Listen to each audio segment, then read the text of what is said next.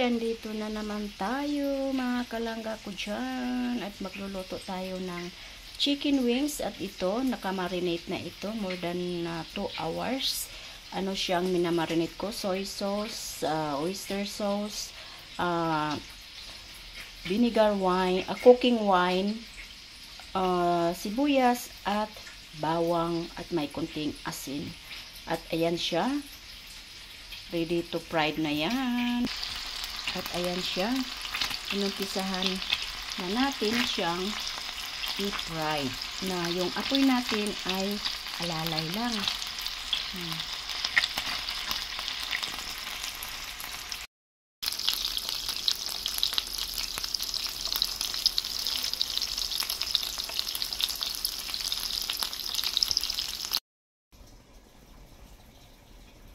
Ayan na siya. Nilagyan natin ng tubig at curry cube. Yan. Hintayin lang natin na kumulo siya. Ayan, kumulo na siya. Tanggalin natin yung takip. Ayan. Kumulo na ang chicken wings natin na recipe. Ayan na siya. Lalagyan na natin ng sibuyas, red bell pepper, green bell pepper. Diba?